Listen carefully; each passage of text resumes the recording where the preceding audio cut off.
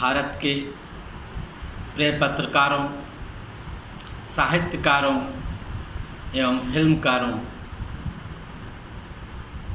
मैं आप सबको बारंबार सप्रेम नमस्कार करता हूँ। हाँ, मैं नमस्कार करता हूँ। प्रिय पत्रकारों एवं साहित्यकारों एवं फिल्मकारों, मैं आपको कोई सलाह दूं या आपसे कोई बातें करूं, मेरी स्थिति या मेरी औकात नहीं है। मैं आपको कोई सुझाव दूं या सलाह दूं तो ये मेरा बड़भोलापन होगा। फिर भी वर्तमान समय की मांग को देखते हुए, वर्तमान समय की परिस्थितियों को देखते हुए मैं आप सबसे बात करना लाजिमी समझता हूँ, अनिवार्य समझता हूँ। मैं अपनी बात आप सबके समक्ष रखने से पहले भारतीय साहित्य के, संस्कृत के इस श्लोक से अपनी बात आप सबके समक्ष रखना चाहूँगा। विद्या विवादाय धनम मदाय शक्ति परेशान परपीडनाय खलस्य साधो विपरीत एदत ज्ञानाय दानाय चारक्षणाय। भारत के प्रिय पत्रकारों एवं साहित्यकारों एवं फिल्मकारों, आज भारत को अंग्रेज़ों से या अंग्रेज़ों की गुलामी से मुक्त हुए लगभग 70 साल हो गए हैं। हाँ जी, लगभग 70 साल हो गए हैं। लेकिन हमारा देश भारत अभी भी अनेकों बीमारियों, भूखमरी, बेरोजगारी से ग्रस्त है। इसका जिम्मेदार कौन है? आप सभी मूर्ख, आप सभी अपनी जिम्मेदारियों से हट गए हैं। भारत की जो सरकार है, हाँ जी, जो भारत की सरकार है, जिसे सत्ता पक्ष कहते हैं, विवेकवान तो है, विवेकशील तो है, लेकिन बुद्धिहीन है। और वहीं हमारा सत्ता पक्ष के विपरीत हमारा जो विपक्ष है वो विवेकहीन है। बुद्धि में तो है, उसके पास बुद्धि दिमाग तो है, लेकिन विवेकशील नहीं है।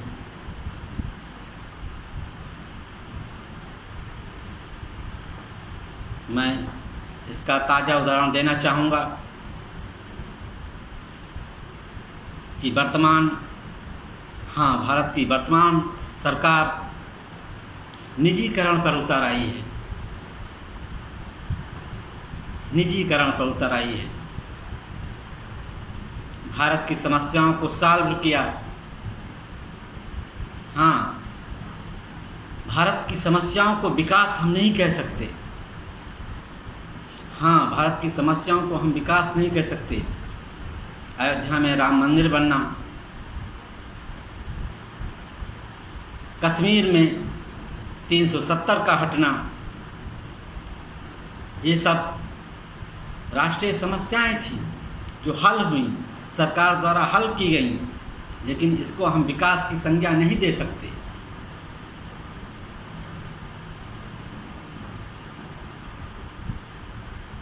मैं पुनः अपनी बात पर आ रहा हूँ। सरकार निजीकरण पर आ रही है। हाँ जी, निजीकरण। तो सरकारी एसेट हैं जिनके ऊपर हमारे देश के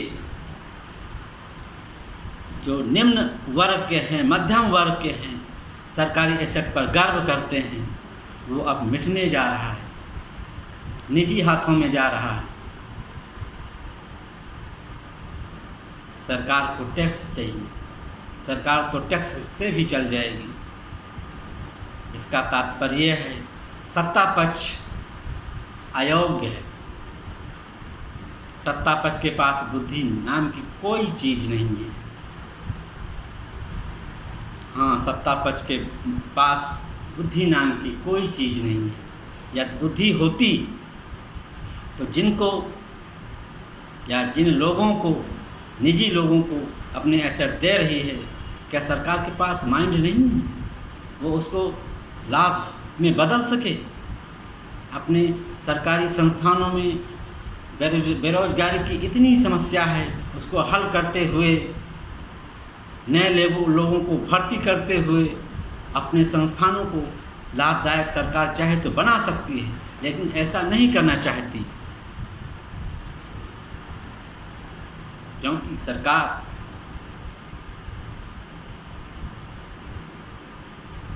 कहते हैं, कहावत है, जब बैठे मिले खाने को तो कौन जाए कमाने को। जब टैक्स से ही सरकार के सारे खर्चे चल जाएंगे तो सरकार को कमाने की क्या आवश्यकता।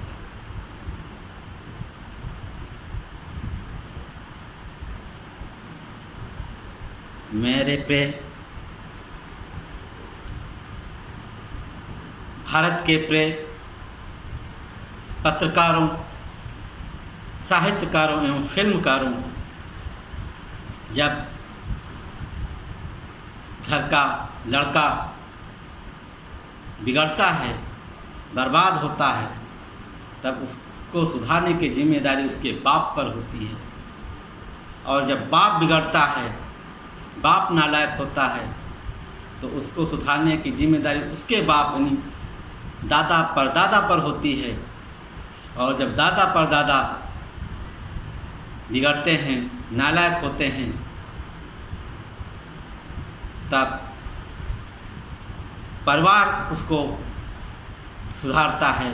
और जब परिवार गलती करता है तो समाज सुधारता है, और जब समाज गलती करता है तो राज्य सुधारता है, और जब राज्य गलती करता है तो देश सुधारता है, और जब देश गलती करता है तो कौन सुधारता है?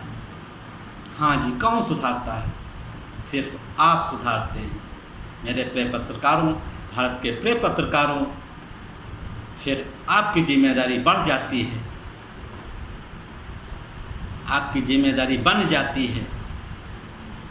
हे भारत के प्रिय पत्रकारों, साहित्यकारों, फिल्मकारों, आपकी जिम्मेदारी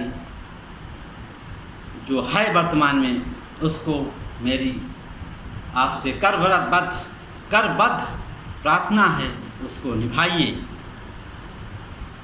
लोगों को बताइए।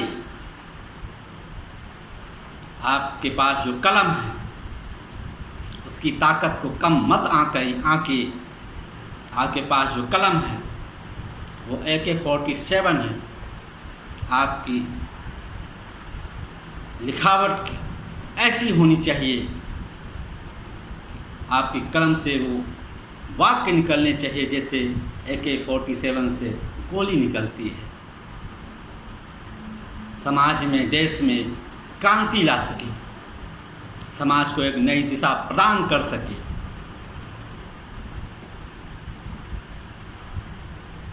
हाँ, मेरी हार्दिक इच्छा थी नौकरी ना करने की। मैंने किया भी, नौकरी नहीं किया, न सरकारी न प्राइवेट, सिर्फ बिजनेस करने का प्लान सोचा।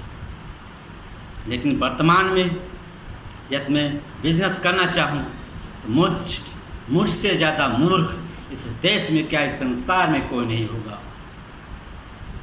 क्यों? आप उत्तर भी सुन लीजिए। यदि मैं बैंक से लोन लेता हूँ, हाँ जी, मैं बैंक से लोन लेता हूँ, तुरंत जाके GST रजिस्ट्रेशन कराता हूँ, सालाना इनकम टैक्स भरता हूँ, जो रेंट पे कमरा लिया है, जो हमारा कच्चा माल है उसको सब संजोता हूँ,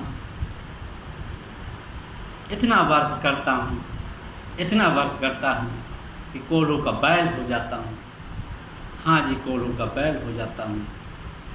सारी की सारी कमाई इन्हीं क्रमों में बट जाता है। मेरे पल्ले पड़ता है ठेंगा। हाँ जी, मेरे पल्ले पड़ता है ठेंगा। 0 बटा सन्नाटा। अरे थूकता हूँ मैं ऐसी बिजनेस पर, मैं थूकता हूँ ऐसे काम पर। मैं देश के लिए ज़रूर पैदा हुआ हूँ, देश में ज़रूर पैदा हुआ हूँ, लेकिन सबसे पहली प्राथमिकता है मेरे माता पिता, मेरे बीवी बच्चे। मैं अपने बीवी बच्चों का पेट ना भर पाऊँ और सरकार का पेट भरूँ, हर महीने जीएसटी प्रदान करूँ। कहाँ का न्याय है? कहाँ का न्याय है? सभी भारतवासियों के आर्थिक स्वतंत्रता का हनन हो गया और सारे लोग चुप हैं, मौन हैं, चुप हैं, मौन हैं। भारत के प्रिय पत्रकारों, भारत के प्रिय साहित्यकारों और भारत के प्रिय फिल्मकारों, आप सभी भी मौन हैं। आपको विकास नहीं, आपको अपने लिए नाम चाहिए। आप चमचागिरी में इतने व्यस्त हो गए हैं, इतने मस्त हो गए हैं कि आप भी विवेकहीन हो गए हैं। क्या सही है, क्या गलत है, सब कुछ भूल गए हैं। हाँ जी, सब कुछ भूल गए हैं। भारत के प्रिय साहित्यकारों, भारत के प्रिय पत्रकारों, भारत के प्रिय फिल्मकारों, आपसे करबद्ध प्रार्थना है कि अपनी जिम्मेदारियों को समझें, निभाएं। हमारा देश भारत वर्तमान समय में आर्थिक समस्या से जूझ ही नहीं रहा है, बहुत ही जूझ रहा है। लोगों को दिखाई नहीं पड़ रहा है, लेकिन आप सबको ज़रूर दिखाई पड़ रहा है। आप सबको, आप जनता को महसूस कराइए, दिखाइए। मैं पुनः कह रहा हूँ, जब देश गलती करता है तो दार्शनिक ही सुधारता है, दार्शनिक ही सुधारता है। आप सभी दार्शनिकता का रोल निभाइए, दार्शनिकता का रोल निभाइए। धन्यवाद, पुनः धन्यवाद। यदि मेरा चैनल कंटिन्यू वर्ल्ड काम आपको पसंद आया हो या आप मुझे पुनः सुनना चाहते हो तो मेरे इस चैनल को सब्सक्राइब करिए और अधिक से अधिक शेयर करिए, ताकि मैं अपने अगले वीडियो में आप सबसे एक अन्य टॉपिक पर आप सबसे बातचीत कर सकूं। मेरे भारत के प्रिय पत्रकारों, साहित्यकारों एवं फिल्मकारों, आप सबका मैं पुनः बारंबार धन्यवाद ज्ञापित करता हूँ। जय हिंद, जय भारत।